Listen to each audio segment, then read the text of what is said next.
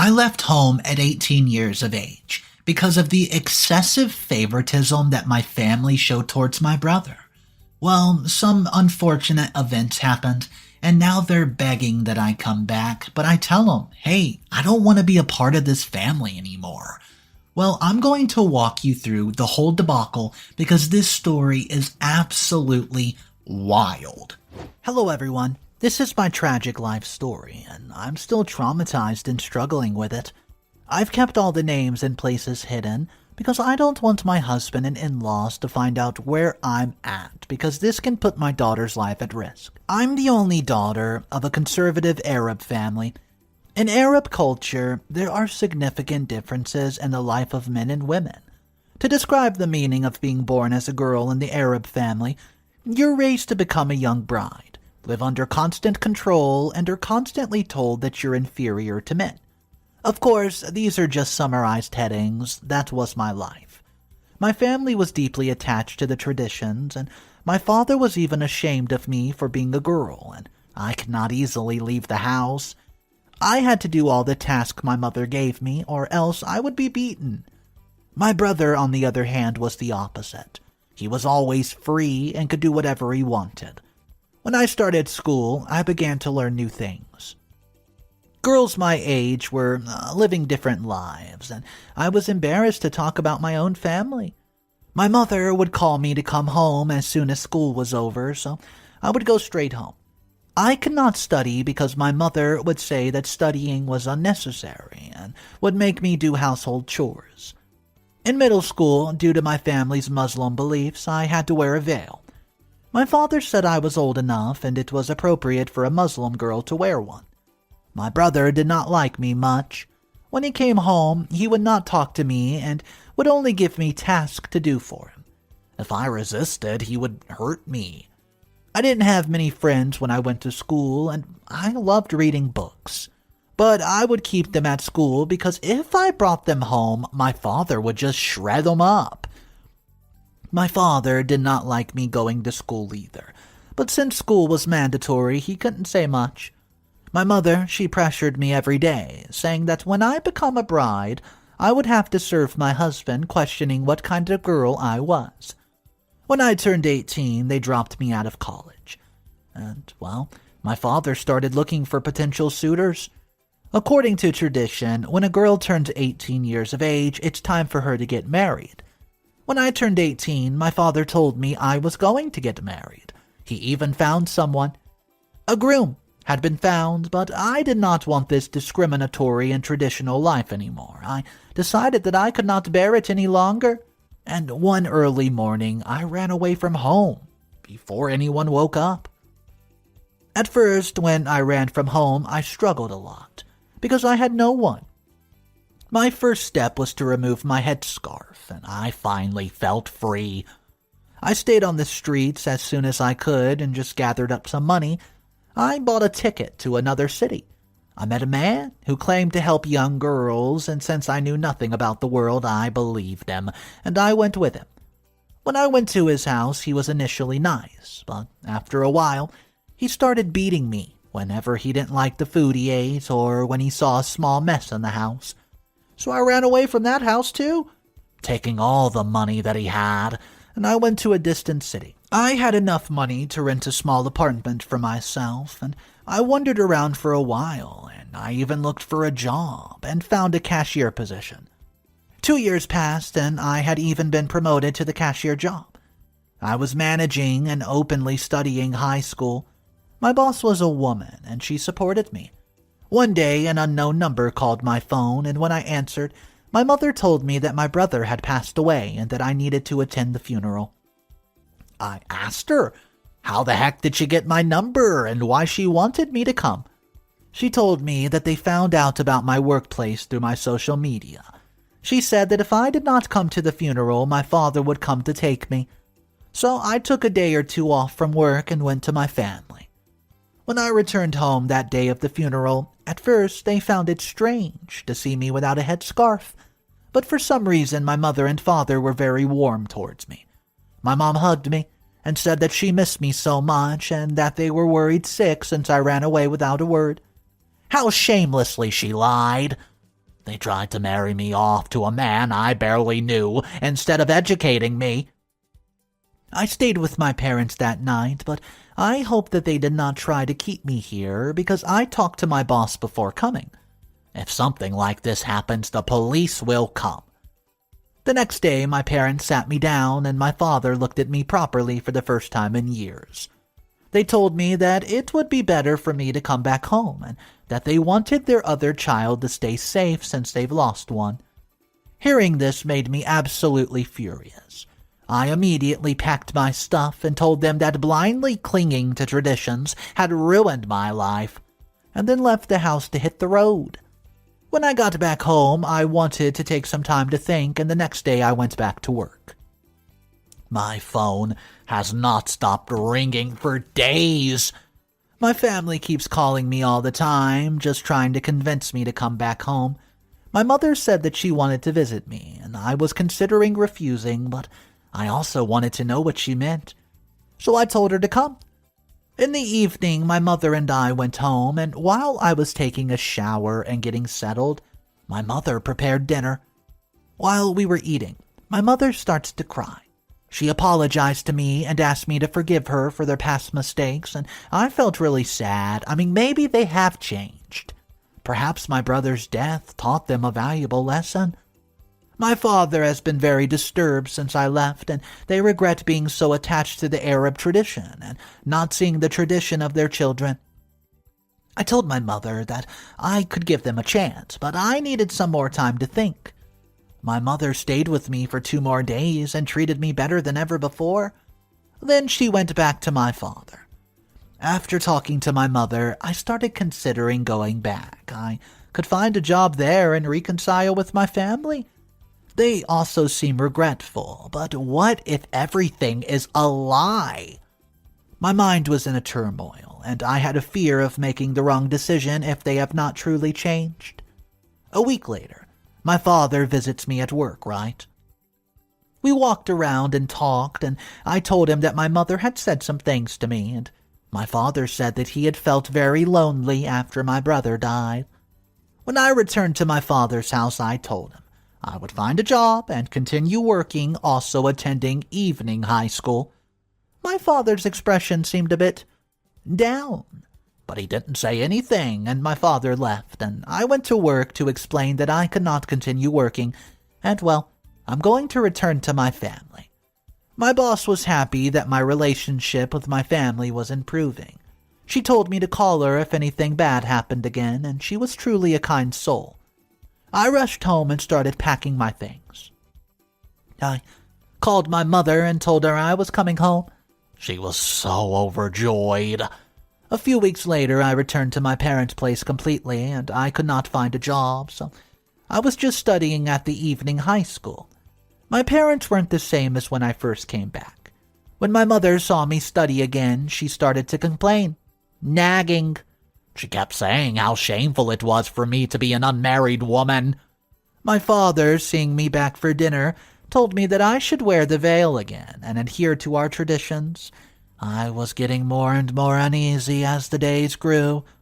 My father started to prevent me from leaving the house, and my mother, she started assigning me to tasks again. One day, after a conversation with our Arab neighbor, my father started yelling at me. He accused me of engaging in immoral activities when I ran away, saying that's why I've become unvirtuous. He beat me, locked me in my room, depriving me of food and water for 2 days. My mother continued to live as if nothing happened. It was a mistake to even consider that they've changed. My mother takes away my computer. She threw away my books. Everything felt like it was starting over. I'd become that little girl again. They kept me under constant control to make sure I adhered to their traditions. My mother constantly pressured me to fulfill religious duties. I didn't know how I could escape. This place was like hell. I was forcibly veiled again, and I had become a servant at home once more. Our visiting relatives were so shameful to me. Through relatives, my father was planning to marry me off, and they were making arrangements to find someone for my mother, and she hid it from me. I found it hidden in the bedroom and called my boss, explaining the situation and asked for help to escape. My mother caught me on the phone, then locked me in the room again. They think I should marry and live off of my husband's money, and because he's a man, he would take care of me. And my family, they discussed how it's shameful that their daughter's still unmarried, as if I'm a flawed woman. This is a complete madness mess, and I begged my mother to not marry me, please. But she would not listen. I have not even met the man, but my family was already planning our marriage. They had to set the date for 2 months later, and my mother said that I should be happy and we would go shopping. Finally, days later, I managed to go outside, and we were looking at wedding-related things. At the store, I gave my boss's number to one of the staff and left a message with the date and location of my wedding. After finishing shopping, my father came over. He sent my mother home and took me to the hospital. My father said I needed to take a virginity test before the marriage. Luckily, I had not been in any relationship, so the test came back negative. Seeing the results, my father took me straight home and locked me in my room. I had to endure until the wedding day. Months passed like this in that room, and the wedding day arrived. Amid the wedding, I managed to escape, and I hid. My boss found me, and we went to the police together. Based on my boss's testimony and the evidence of the marks on my body, the police punished my mom and dad. I started staying with my boss, but the man and his family, who still wanted to marry me, they were starting to scare me. What's up, everyone? Mr. Reddito here. I have 4 comments that are absolutely going against each other. Before we hop into the first update, we're going to read from the original post comments, with comment number 1 saying this. Oh my gosh, this is heartbreaking. No one should ever have to go through this level of torment. Tradition is no excuse for abuse and torture. You're incredibly strong for sharing this and getting through it, and it's a real eye-opener for many of us. I hope you find true peace and happiness and safety. Comment number 2. Sorry, but you went back to them even after they mistreated you. I mean, you had a second chance. You were living a good life away from them. You should have known better than to trust them again after the way they treated you. You're the one that made a big mistake. Comment number 3. Victim blaming user 2? Really? OP was emotionally manipulated and torn between longing for a loving family and a history of abuse. Your simplistic view on this situation is insensitive. If anything, we should be supportive and uplifting of OP, not blaming her for taking actions under duress. Comment 4. While I feel for you, one can't help but wonder why you did not cut all ties the moment you escaped the first time. Why even entertain the idea of going back? Protect yourself at all times, and always be cautious. Don't let emotions override logic. Update number 1. I returned to work under my boss, and there had not been anything bothering me for a while. I rented a new place for myself, and after those incidents, I had nowhere to stay. So I was staying with my boss. One day, a woman came to my workplace. She was asking about me, and I got nervous and asked her why she was looking for me. The woman started yelling at me, saying that I had disgraced her son. She turned out to be the mother of the man that I was about to marry. I asked her how she found me, and she said my father had told them. She claimed that I needed to marry to protect my honor, and I still could not escape from these people. When the woman saw my hair uncovered, she tried to attack me. The security personnel at my workplace kicked her out, and my boss told me that my family issues were causing too much disruption at work, and that I should find another job. My boss was right. Those crazy people knew my location, and I could not work there any longer. I continued to work for another week while applying for job postings and such. They were hiring store managers, and I did have a lot of experience, so I was able to easily secure the job. My new workplace was just a few streets away from my current apartment, and it had been 2 weeks since I started my new job. I received a message on my phone.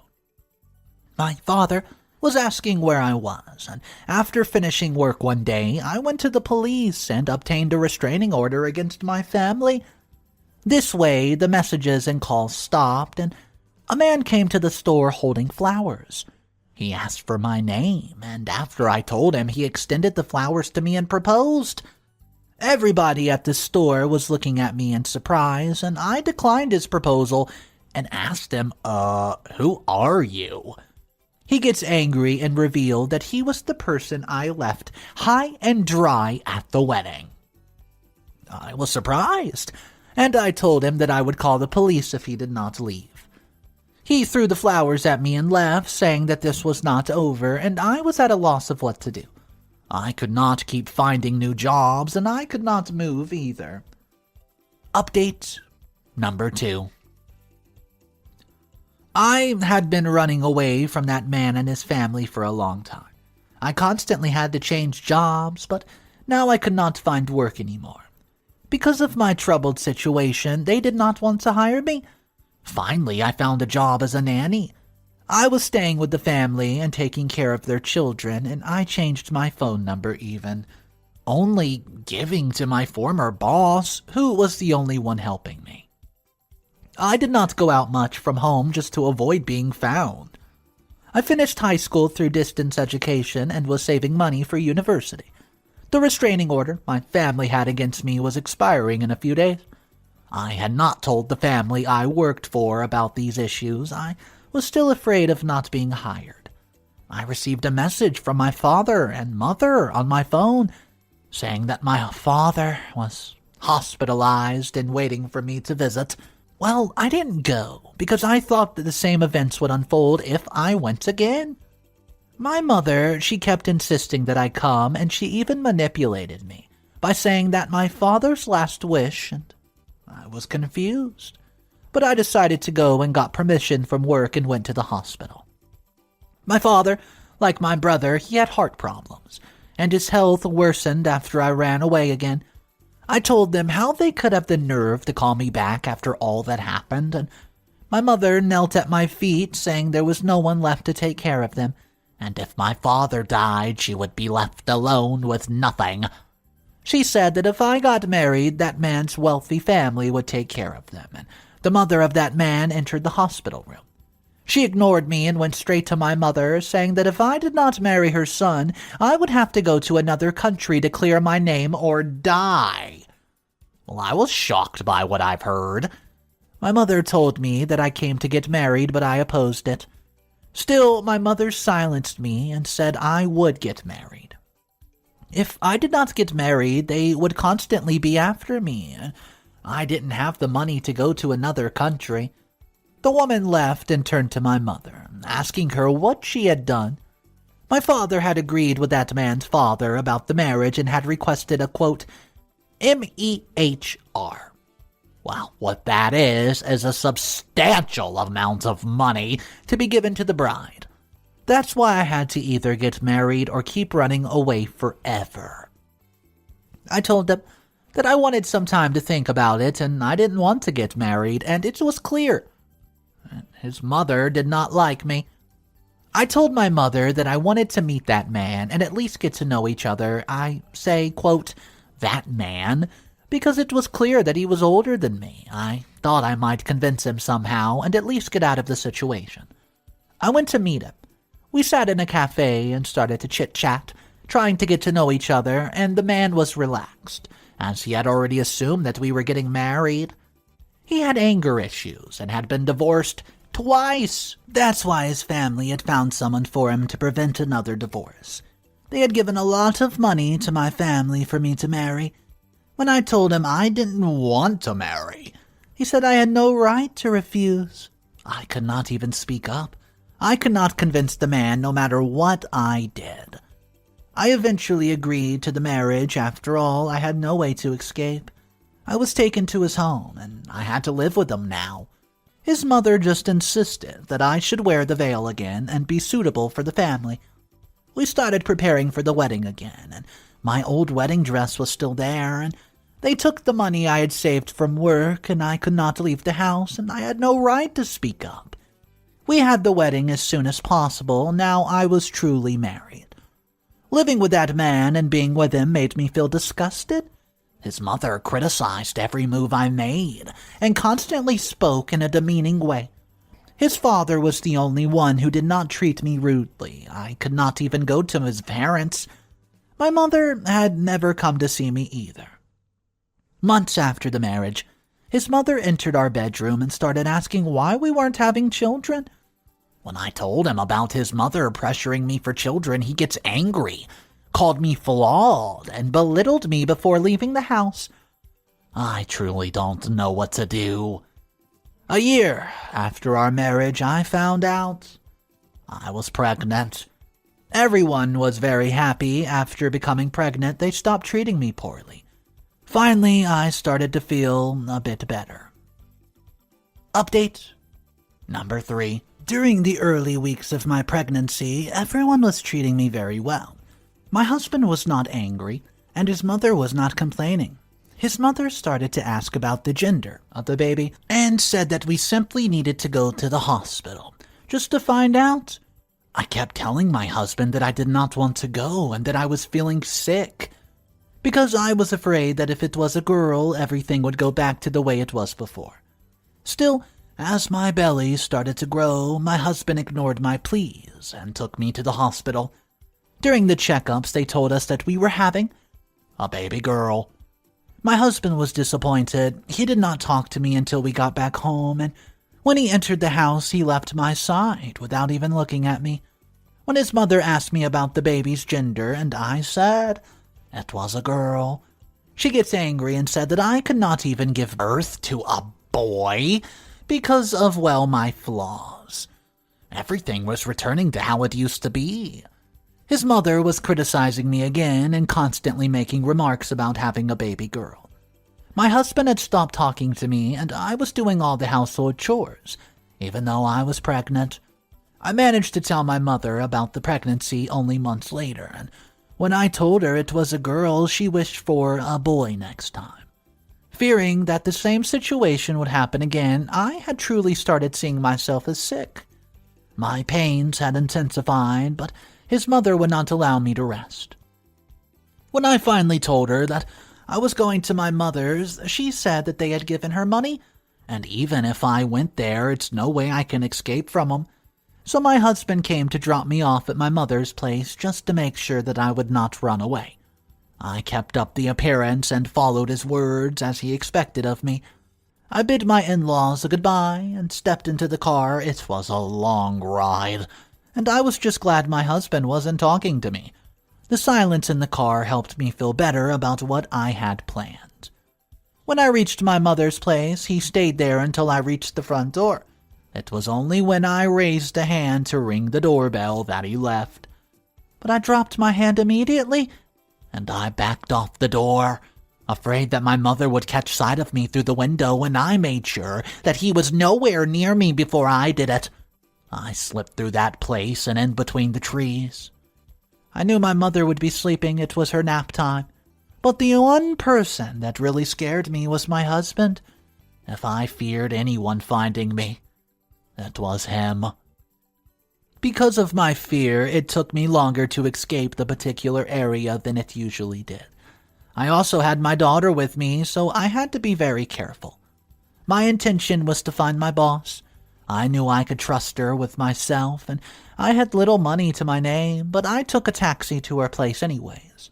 I could not have possibly walked that far. When I arrived, she was not hesitant in bringing me inside. I was grateful when she left me for a while and did not ask me anything about the current issue until I revealed it all to her. Horrified at my situation, she promised to help me out, and in the meantime, she gave me a room just to stay in and cared for me, and in the days that followed, she nursed me back to health. Whenever I was particularly worried about my husband, his family, or even mine, I expressed it to her. Fortunately, instead of getting upset or frustrated at my never-ending issues, she listened to me and encouraged me. It helped me tremendously. I guess it was almost 2 weeks after that she introduced me to this person.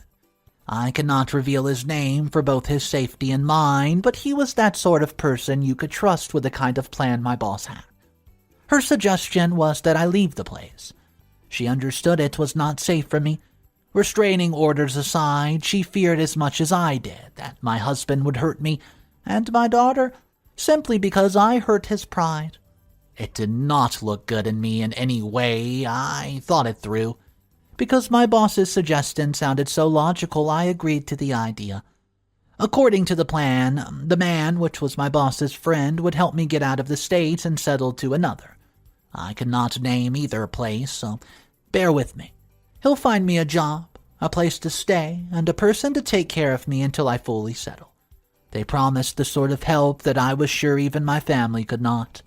Heck, you could combine my family and my husband's family, and it would still not be equal to this.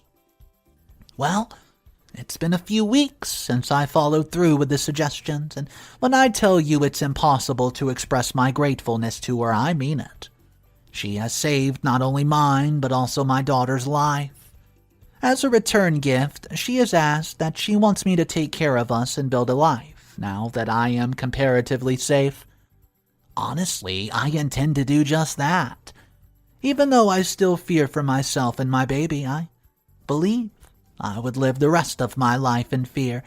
But I want to give my daughter a better life than I've lived. It would certainly not be easy, but I'm going to try my best. That story was a handful. I would hate to be in that position. Let's read some of the comments from the final postings. Comment 1. This story is heartbreaking and chilling. It's a chilling reminder that so many women face such traumatic situation even in today's world.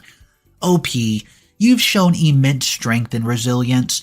Never let anyone define your worth, and huge kudos to your former boss. We need more allies like her in the world. Comment 2. How can families still force their daughter into such toxic situations? OP, you're a hero in my eyes for having the courage to protect your daughter from a future like yours. It's a shame not everyone has a guardian angel like your boss, though. She's the real MVP. Stay safe and continue building a bright future for your little one. And here's one of the comments that everybody was ripping to pieces. Comment number 3. This story, it feels a tad dramatized, doesn't it? While I feel for anyone in a challenging situation, the way this narrative unfolds seems almost straight out of a movie. It makes me question the authenticity of some parts just being real. And finally, comment number 4, which also got a lot of criticism. Sure, OP had a tough decision, but running at every turn, there's so many organizations and shelters specifically meant for women in such conditions. Why didn't she seek their help earlier? Seems like she's only deciding to take action when things get really dire. So guys, let me know what you think about those comments. Do you want to talk about comment 4? Because I'll tell you right now, everyone in the update section was saying, don't be so harsh on OP. You don't even know why she ran when she ran. Let me know your thoughts on that, guys. Drop it down below in the comment section. My name's Mr. Reddito. I narrate stories every day. I hope to see you tomorrow. But do remember, it's cool to be kind. See ya!